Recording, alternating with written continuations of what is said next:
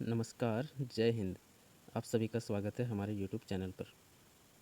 आज का क्लास एक कक्षा 9 के लिए है, जिसमें सामाजिक विज्ञान के अंतर्गत जो उसका अर्थशास्त्र है उसका आज ये पहला अध्याय है। पहले अध्याय में चैप्टर है पालमपुर गांव की कहानी। इस चैप्टर का पूरा सारांश आपको आज के इस वीडियो में बताने वाले हैं। देखिए, ये पूरा चैप्टर है, इसका सारांश आपको बताएंगे। पालमपुर एक काल्पनिक गांव है, उसी से जोड़ करके विभिन्न आर्थिक क्रियाओं को समझाने का प्रयास किया गया है। तो चलिए जानते हैं कि पालमपुर गांव की कहानी से हमें अर्थशास्त्र में क्या क्या सीखने को मिलता है। तो देखिए, ये अध्याय 1 है आपका अर्थशास्त्र का, पालमपुर गांव की कहानी। सबसे पहले इसमें हम लोग देखेंगे कि पालमपुर गांव में जीविका या व्यवसाय किस प्रकार के थे। देखिए, इस गांव में कृषि एक महत्वपूर्ण क्रियाकलाप था। यहाँ लगभग यानी कि 75% लोग थे जो कृषि कार्य में लगे हुए थे। इसके अलावा जो बाकी के 25% हैं वो क्या थे? डेयरी का मतलब होता है जो दूध उत्पादन से जुड़े थे। लघु स्तरीय विनिर्माण, मतलब जो गांव में ही जो छोटे मोटे उद्योग चलाते थे, लघु स्तरीय वाले।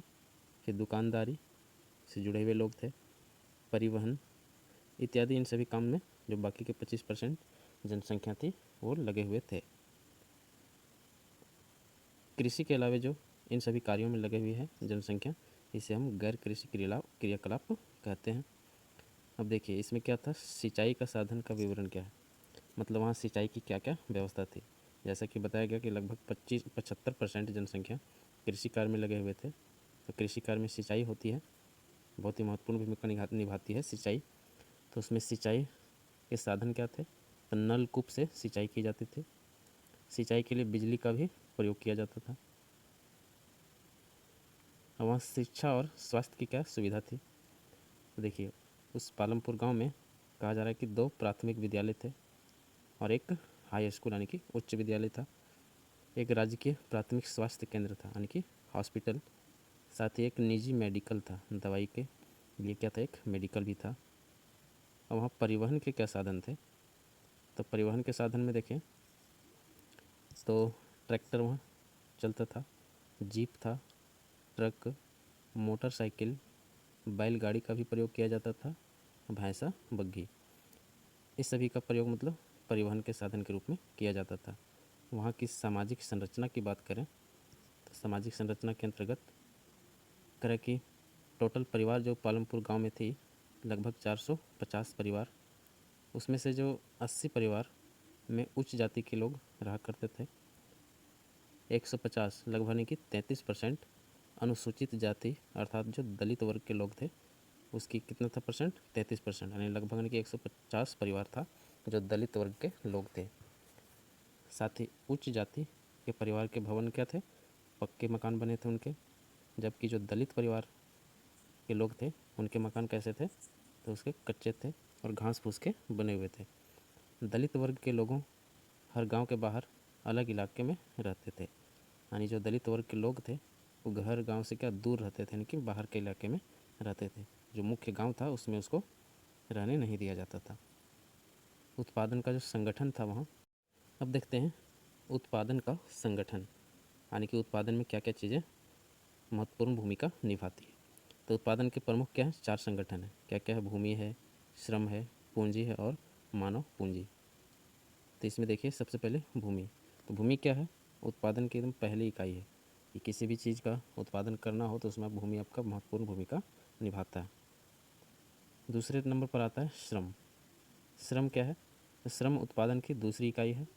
जो लोग उत्पादन के लिए काम करेंगे उन्हें श्रम कहा जाता है। मतलब किसी भी उत्पादन कार्य में लोगों की जो मतलब काम करते हैं उसमें, उसी को क्या कहा जाता है? श्रम। कार्य के प्रकृति के आधार पर श्रम 2 प्रकार के होते हैं। कौन कौन से हैं? तो पहला है उसको कहते हैं शारीरिक श्रम।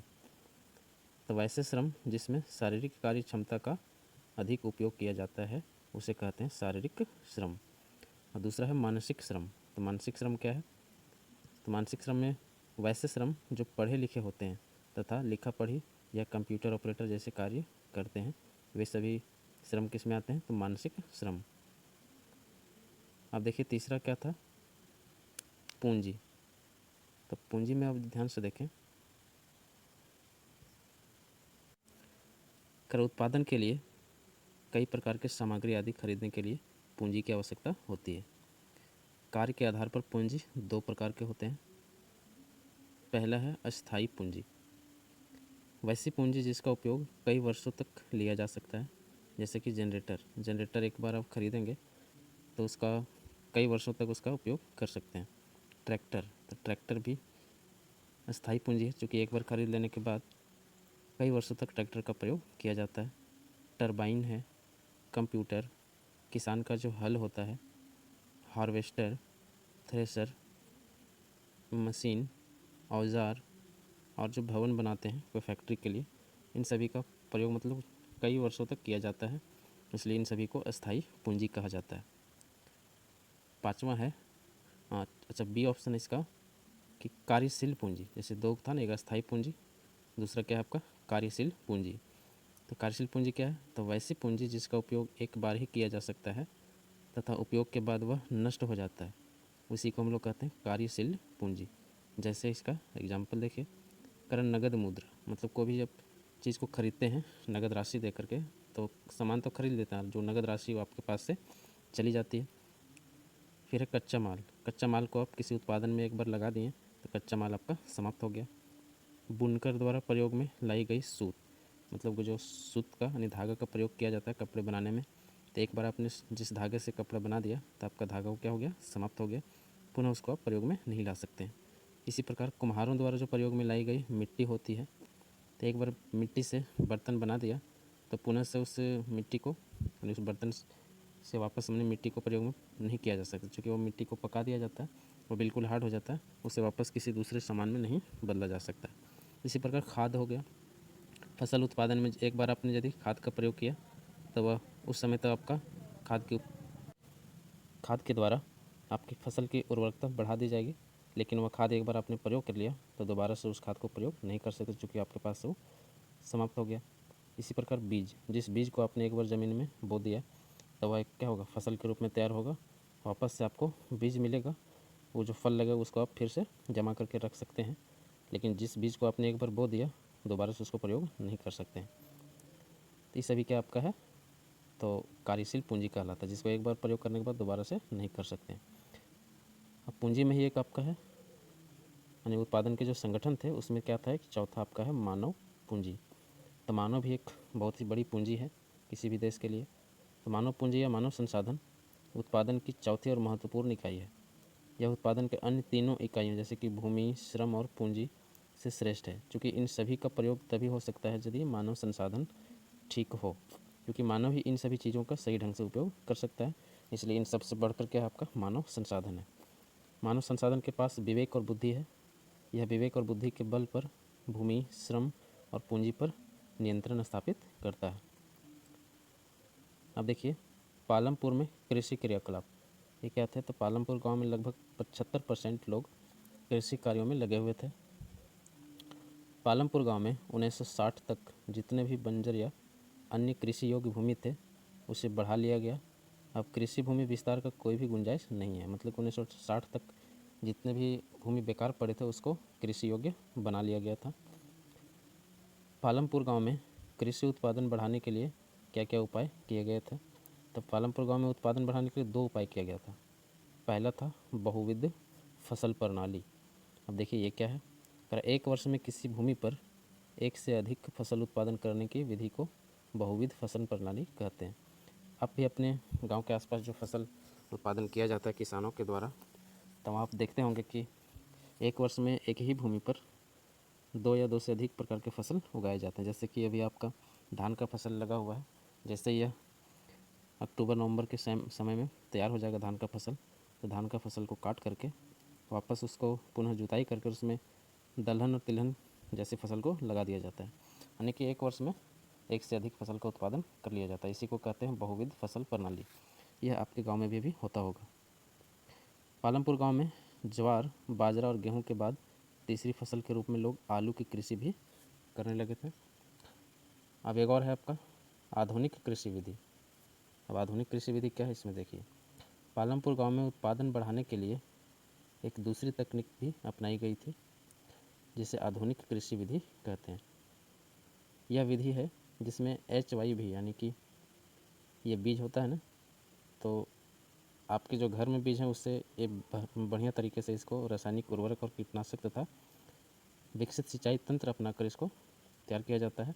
इसमें क्या होता है कि अधिक उपज प्राप्त किया जाता है।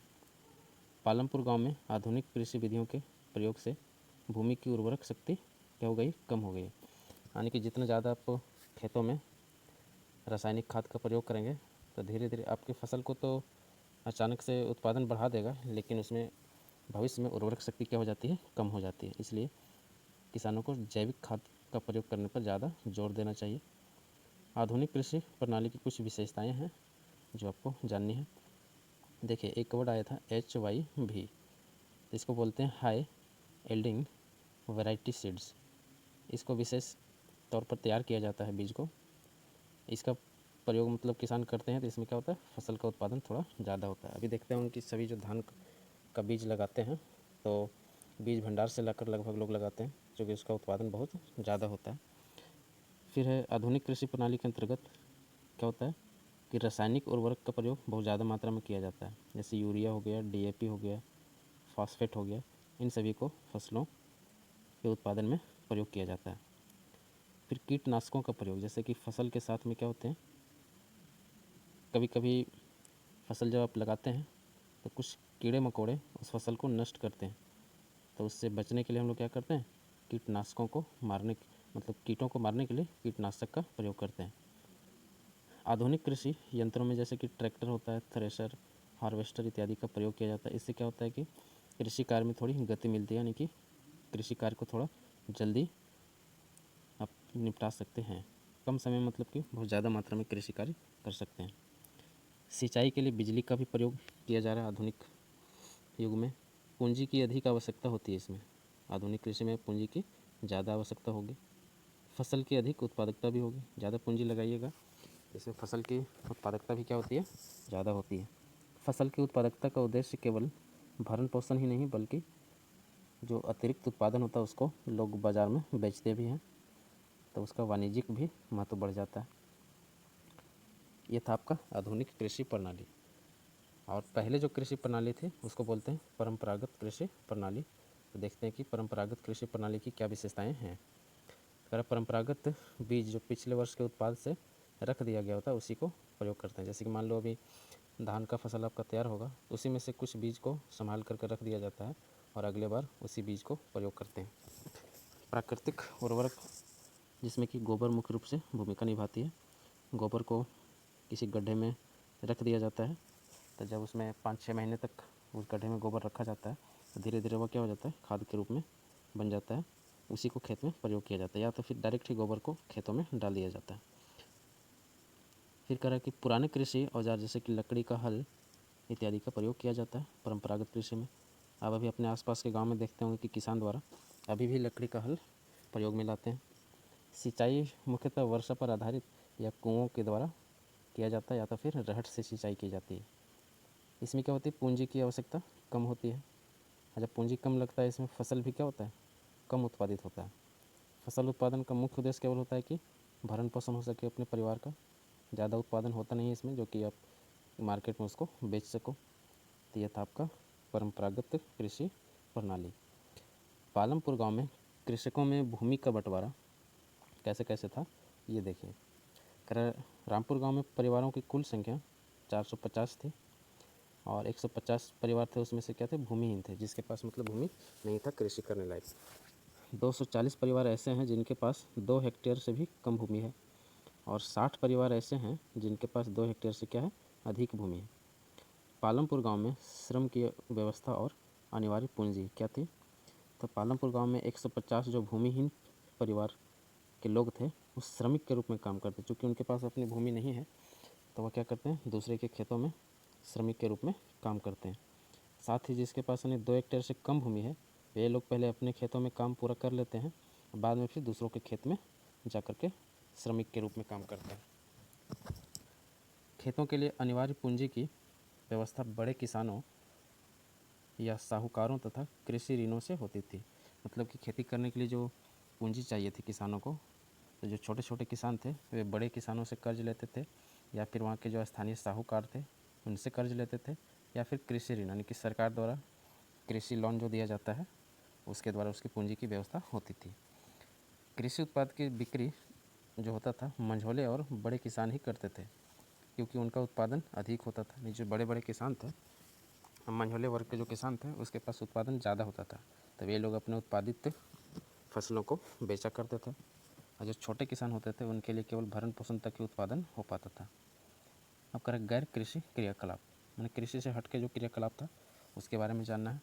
करें पालमपुर में गैर कृषि क्रियाएँ कौन सी हैं, तो इसमें करें कृषि का अर्थ होता है कि खेती करना, वहीं गैर कृषि कार्य का अर्थ है कि वह क्रिया जिसमें कृषि सम्मिलित नहीं हो, जैसे कि दूध बेचना ये हो गया। खनन कार्य करना, मतलब कहीं कोई खनन कार्य में लगा हो। हस्तशिल्प यानी हाथ द्वारा निर्मित कुछ वस्तुओं को बनाना और बेचना। पालमपुर में कार्यशील जनसंख्या का केवल 25% जो भाग है वह गैर कृषि कार्यों में संलग्न है, और जो 75% है वह कृषि कार्य में ही लगा हुआ है। पालमपुर में मुख्य गैर कृषि क्रियाएँ जो है वो निम्नलिखित हैं। सबसे पहला आपका है डेयरी। तो डेयरी क्या था आपका, जो दूध उत्पादन से संबंधित है।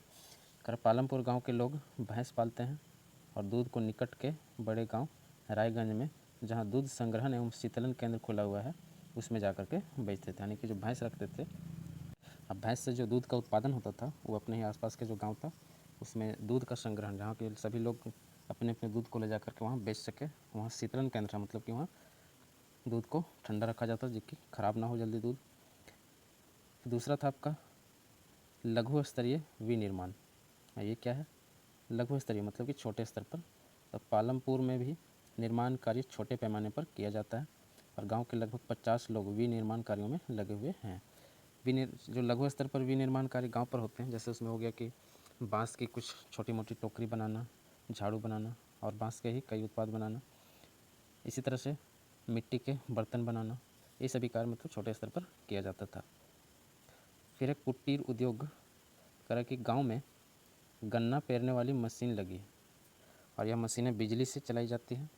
किसान स्वयं उगाए हुए गन्ने को तथा दूसरों से भी गन्ने को खरीद करके और गन्ने का रस निकालते थे और उस रस से फिर गुड़ बनाते थे और आसपास के जो गांव थे जैसे साहेबपुर के व्यापारियों को बेच देते थे, जो वो तैयार करते थे गुड़। चौथा है आपका व्यापार कार्य। तो देखिए पालमपुर के जो व्यापारी शहरों के थोक बाज़ारों से अनेक प्रकार की वस्तुएं खरीदते हैं तथा उन्हें गांव में लाकर बेचते हैं, जैसे कि हो गया चावल, गेहूँ, चाय, तेल और साबुन आदि। जो बड़े व्यापारी वर्ग थे, तो गांव में जो ज़रूरत की चीज़ें थीं और गांव में वह उपलब्ध नहीं था, तो उसको जो बड़े व्यापारी थे सो शहरों से खरीद कर लाते थे और यहाँ गाँव वालों के बीच में गाँव में घूमकर बेचते थे या तो फिर अपने दुकान पर बेचते थे। अब है परिवहन। तो देखिए पालमपुर के जो लोग थे अनेक प्रकार के वाहन चलाते थे, जिसमें से आपका रिक्शा, जीप, ट्रैक्टर इत्यादि ये सब वहाँ के लोग चलाते हैं। यह वाहन वस्तुओं और यात्रियों को एक स्थान से दूसरे स्थान पर ले जाने में मदद करता है। इसके बदले में वाहन चालकों को किराए के रूप में पैसे मिलते हैं। तो ये आप भी अपने गांव में देखते होंगे, यहाँ भी आप दूरी तय करते हैं ऑटो रिक्शा के द्वारा, तो उसके लिए आपको क्या शुल्क देना पड़ता है। अब कह रहे छठा में प्रशिक्षण सेवा। तो कह रहे पालमपुर गांव में एक कंप्यूटर केंद्र खुला है। इस केंद्र में कंप्यूटर का क्या प्रशिक्षण के रूप में 2 कंप्यूटर डिग्री धारक महिलाएं भी हैं जो कि लोगों को कंप्यूटर की शिक्षा देती है। बहुत संख्या में गांव के विद्यार्थी वहां कंप्यूटर सीखने भी आते हैं। अब डेयरी, रायगंज में दूध संग्रहण एवं शीतलन केंद्र खोला गया था, जिसको मतलब डेयरी कहा जाता है। वहाँ क्या क्या था, दुकानदारी भी चलती थी, परिवहन के साधन जानवे किए आप, फिर लघु स्तरीय विनिर्माण कार्य इत्यादि सब वहाँ चलता था। अब जो पालमपुर गांव की कहानी थी, इसमें कुछ जो मुख्य पात्र हैं, यदि पूरे स्टोरी ऑफ बुक से जाकर एक बार जा करके पढ़िएगा तो आपको पता चलेगा कि कौन सा मतलब पात्र क्या है उसमें। तो पालमपुर गांव के कुछ प्रमुख पात्र हैं जिसको आपको हाईलाइट कर देते हैं। देखिए डाला, तो पालमपुर में दैनिक मजदूरी पर काम करने वाला एक भूमिहीन श्रमिकों का समूह है, उसको क्या कहते हैं, डाला। फिर रामकली, छोटी किसान एवं श्रमिक है रामकली। सविता एक लघु कृषक है। गोविंद एक मंझोले टाइप का किसान है। तेजपाल क्या है? एक बड़ा किसान है जो लघु किसानों को क्या करता है? ऋण देता है, यानी कि कर्ज देता है। मिश्री लाल है, एक किसान है जिसने गन्ना पेरने वाली एक मशीन खरीद रखी है। करीम क्या है? तो गांव में ही कंप्यूटर केंद्र खोलने वाला एक व्यक्ति है, यानी कंप्यूटर का केंद्र यही करीम चलाता है।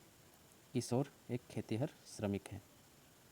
तो इस प्रकार आप अभी इसमें पालमपुर गांव की कहानी के माध्यम से